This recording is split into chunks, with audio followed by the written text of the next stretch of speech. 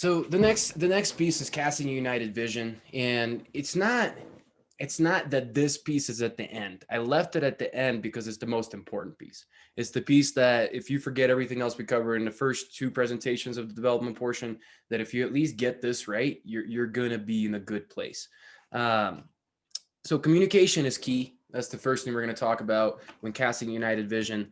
Career role development plan. We'll discuss, what to do there. Career development strategy, what that looks like. And starting out first is setting the personal vision and values. And we talked about this already earlier. Some people may not have this already created. And probably more people in the world don't have a vision than have a vision. And a lot of times I've seen leaders just kind of give up on those people, or at least not to take the approach of using the vision to motivate them, to inspire them, to get them to perform better. Uh, but it just means that you have to spend the time to build it.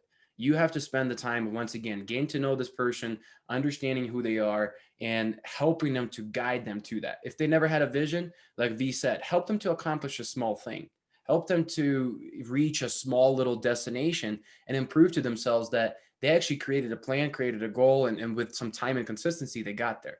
And that opens up their perspective, right? Not everybody's going to come into your office and go, let's talk about vision and be like me. And I'm going to give you my 5-year, 1-year plan, 10-year plan. I'm going to tell you my retirement plan. I have all those. Are they set in stone? Absolutely not. But, as Kevin would say, they're my North Star that keeps guiding me forward. So if your people don't have it built out that way, find him a small little light in the distance, that's a near distance, have him reach that, and then help them to build on top of it. Right. It shows this picture as two gears working together. The reason you need an employee vision is so that when you align it with company vision, and when they see one gear is spinning, it's also helping the other. Everything with development will always come back with what's in it for them factor. And if you haven't established their vision, haven't told you their vision, you're going to have a hard time getting that what's in it for them factor to work for you.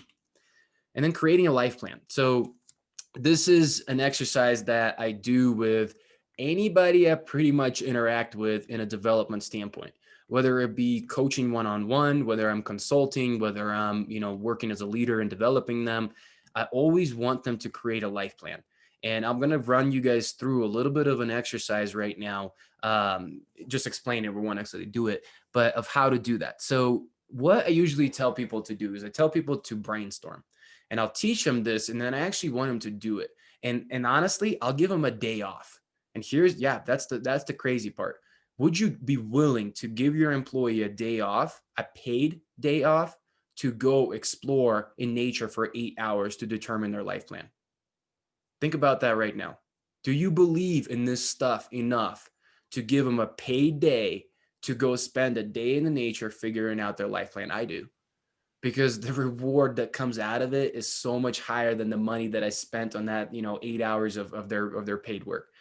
Excuse me, the care factor that I exhibit from that. You can win team members with one little play like that. I'm telling you, try it. If you have some team members you're struggling with, pull them into one-on-one, have a life plan conversation, go over what we're about to cover with them, and give them a paid day off to go do that. See what happens to that relationship in a matter of days, not weeks, not months, days. They're going to coming asking to you for the next thing that helped, because this thing helped them so much. So with the life plan, we want to establish a brainstorming session. So during this day, what they're going to go do is they're going to brainstorm who they are and what all the different components of who they are matters to them. Right. So I've done this in the past, and some things that I am, right. I'm a father. I am a fun person. I'm a person that wants to have fun. I'm a learner. I'm a person that wants to be exposed to education and information. I'm a driver, right? I'm a passionate individual that has purpose and is trying to accomplish my purpose of creating human sustainability. I'm a husband. There's a bunch of different things, right? But what we do as people, we forget that that's all we are. We're not our job. We're not one thing. We're not our relationships. We're not our marriage. We're not our car. We're not our house. We are a combination of all of those things. But when people don't have a life plan, what they end up doing is they over index on one and forget the others. And their life is always just so up and down, up and down. And what that does, they bring it to work. They bring it with them in their back pocket to work every single time, and you don't think about it. And this is the area where I'm going to say leaders have to start crossing the threshold of work life, right? Where leaders in the past kind of lived in the work category. Your life problems were your life problems, your work problems, I'm here for me to help you with. Not the same anymore. People, we've mentioned this many times, there's no such thing as two different things as work and life. It's just one thing. So if they're having problems in life and you are able to help them, whether it be directly or it's simply pulling them aside and having your, many companies have the therapy programs where you can call in for free and they'll give you a few sessions for free. Maybe it's just the ability to do that. But the point is, you need to teach them how to build that life plan. So they go and they identify all of these areas that they're passionate about, that they are. And then they identify where do they want to be within each one of those areas. What does success look like for you as a parent?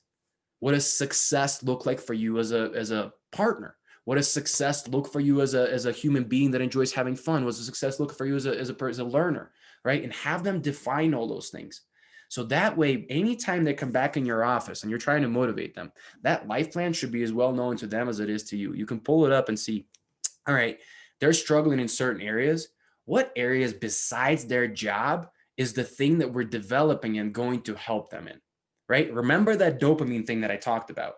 When the value that you show me and the work you want me to do is smaller than the work that you have me do, I'm not motivated to do that. But now if you connected that value to all other areas of my life, my motivation to do that job skyrockets. My motivation to do that training skyrockets. My motivation to learn new things skyrockets. So then they identify those things that define what is that thing look like. That's the logical component. That's the quantifiable, kind of more measurable, whether objective or subjectively, right? So that's what we're established there. And then the other thing is, how do they want to feel about it? Because not everybody responds to logic. I am a very logical person, but other people don't receive it the same way. So what I do with their life plan is I have them find a quote. And I say, find a quote that represents this area of your life and what you want it to be. Because some people will remember the metrics that they're trying to drive through, having a house by this age or whatever. But some people may remember the quote and the way that it makes them feel, that motivates them. So just like learning design and just like learning to theory, tailor it to different styles of learning, different styles of motivation, and different types of people when you do that, and you'll be successful. So finding life plan and current role alignment, right? I already kind of mentioned that, is seeing what kind of things in your current job can that help, right? So as an example, it can get really crazy. Working on your customer service seems like a horrible thing, right? I am going to have to sit and listen to people yell at me all the time. But what if I start talking about relationships and I start talking to you about how by you managing customer service better and learning how to solve that conflict, it's also going to trickle over into your relationship with your wife. It's also going to make you more patient with your kids. Do you see how that starts to shift the value of what we're trying to teach them? And the biggest thing that I'm trying to break through is this, if we build it, they will come mindset. Just because the training exists doesn't mean that the training will be approached with enough motivation and desire to learn to create the desired impact within the team member, right? So what's in it for them factor has to be present. All right, so now we're getting into some more practical application. You guys, like I said, I want you guys to have some specific tools, and this is stuff that I've done. Is anybody here besides me familiar with 9-box assessment, this top one? Or just the term 9-box assessment? Anton, that was a new one to me that when you shared it before, and haven't learned it, so I'm definitely watching. Interesting. But yeah, that's something that I've had in my repertoire for years and years and years. 9-box a team member will never see. 9-box is designed for you to understand where they are with an individual skill or they are overall. So there's nine boxes on there, and it's on the level of the left, the y-axis is their potential, and the x-axis is their performance. So we want team members, obviously your superstars. Your superstars are going to be consistent star up here in the top right, because they have high potential. They're performing at that high level of potential, and that's what's going on, right? But remember, they're not going to stick around forever. You don't want everybody to always be there. They're great, they're amazing, but they're not going to be there for a very long time. Your high professional, so kind of the bottom right, those are your rock stars. So their performance is high, but their desire to like move up and take on new responsibilities and take on the stress of management, they just don't have it, right? So they're still a high performer, but they're about where you're getting as much of them as you're going to get, right? They're maxed out in what they're going to deliver for the company. They're still amazing. They're still really, really good. And oftentimes those people get left behind because they're not the management people. But you got to remember, that's the backbone. Those are the folks that keep your organization and your culture going, because they're the ones that are teaching new hires the mistakes right away because they're stupid. Don't do that. Literally, what'll come out of their mouth? Hey, stupid, don't do that. They're the kind of straight shooters. And the people that are bottom left corner, that's your talent at risk. And this is where the conversation comes in. And human sustainability has a hard side to it as well.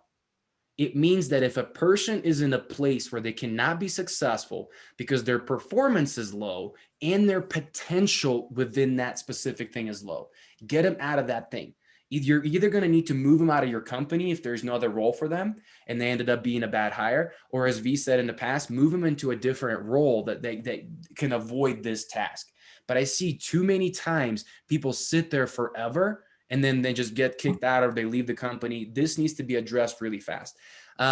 So your people that are really need a lot of development are going to be your you're kind of in the middle here, solid professionals, right? They have their, the key player and future star. Key player and future star are where you're going to invest the most because they have the potential to shift into either high professional category or into that consistent star.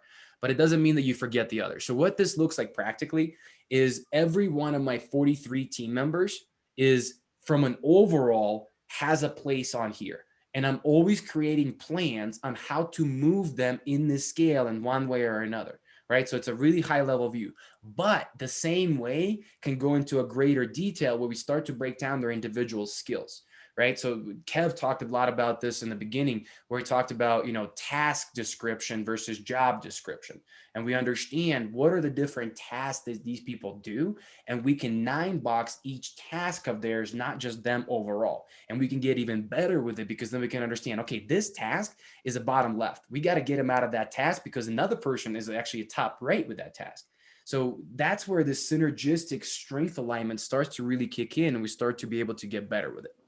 And on the potential axis, is that driven at least a large part by time? In other words, how long they're going to be around? No, that is their potential. So that's, once again, know your people and understand where are they at. Potential is also their desire.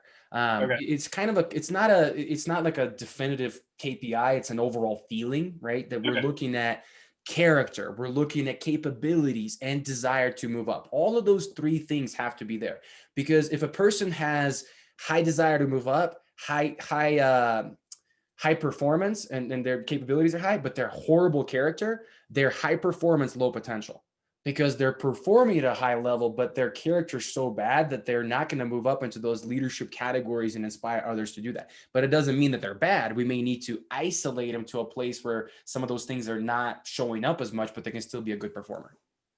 On potential is the potential axis. The high part of that is that leadership roles automatically? No, because part of it is leadership roles. It's part of it. Okay.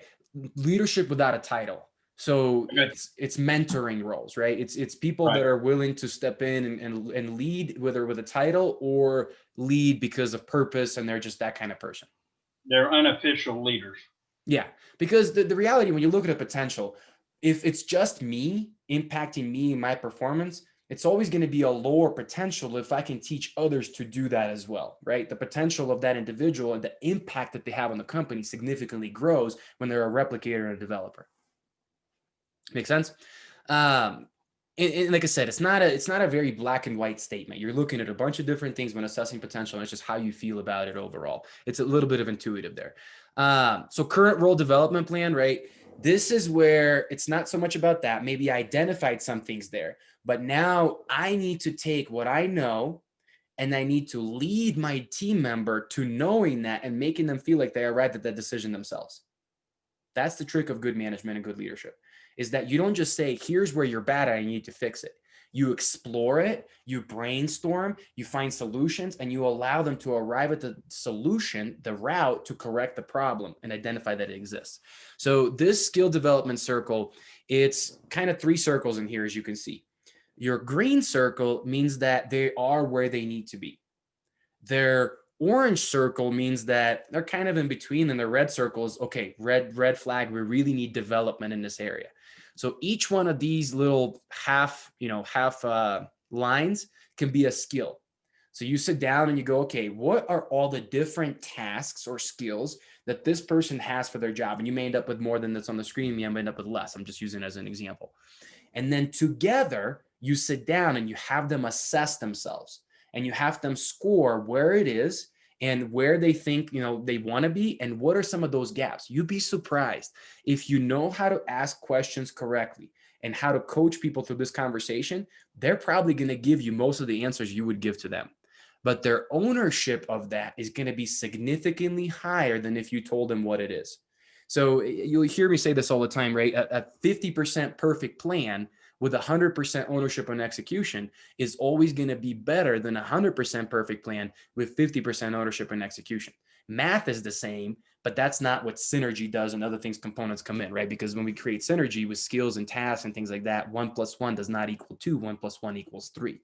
And for that reason, you have to let them get there. So some of those skills we talked about, right? Analytics, you say you rate them on a red, and they go, okay, so I'm here. And if they're really far off between your rating and theirs, you need to spend some time closing the gap, creating awareness for them. Because if they're rating themselves higher than you are rating them, they may not know the expectations. You may not have done a good job of laying out expectations as a leader, what is expected from them. If they don't know, they're shooting in the dark and going, I think I'm doing good.